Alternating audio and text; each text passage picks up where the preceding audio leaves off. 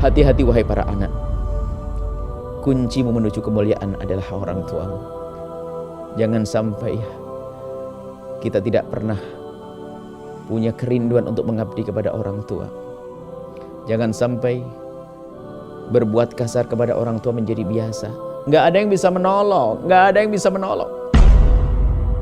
Kalau sudah durhaka kepada orang tua, Masya Allah, tidak ada yang bisa menolong kecuali dia tobat dan sadar, kemudian dia kembali kepada Allah, sadar, kemudian mengabdi kepada orang tua, menyesali semua kesalahannya, baru nanti akan kebuka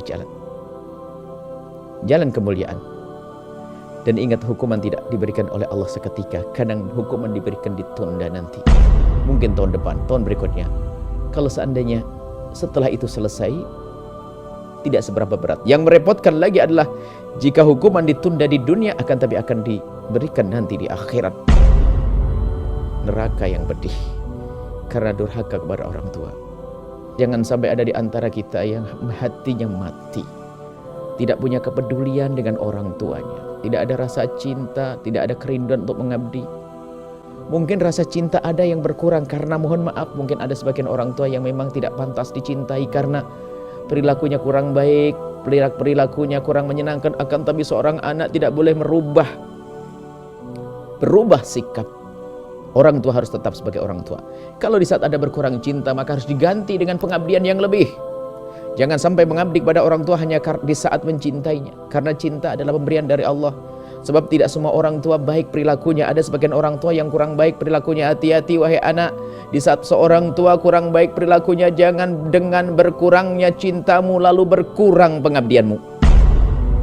Dan ini yang banyak akan mengabdi kepada orang tua kalau orang tuanya baik, orang tuanya menyejukkan, orang tuanya menyenangkan.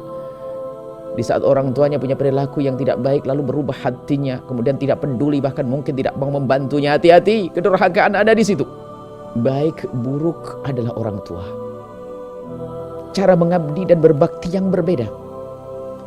Jika orang tua yang baik, harus kita semakin baik. Jika orang tua tidak baik, bagaimana jadikan beliau baik?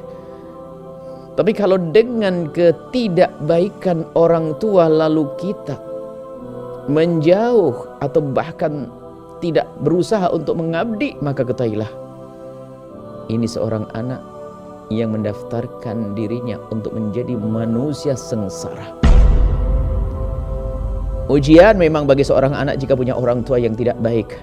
Ujian, dan jika dia lolos pangkatnya tinggi, orang tuanya tidak baik, orang tuanya tidak pernah memperhatikan, bahkan orang tuanya zalim kepadanya, tapi seorang anak ternyata diberi oleh Allah kemuliaan yang luar biasa. Hatinya tetap rindu mengabdi dan mengabdi, bahkan mungkin cinta sudah hilang kepada orang tuanya, tapi dia ngerti itu orang tua yang Allah berfirman, wa qadha rabbuka alla ta'budu illa iyyahu wa bil walidaini ihsana. Sudah ketentuan dari Allah. Pertama beribadah kepada Allah, yang kedua berbuat baik kepada orang tua. Dia mengerti makna ini. Sejelek apapun orang tuanya, dia punya kewajiban untuk mengabdi dan berbuat baik. Disesuaikan tentunya. Cara berbuat baik, kesiapan untuk mengabdi, semangat untuk mengabdi. Dan ini yang sering dilupakan, seolah-olah berbakti hanya di saat orang tuanya baik.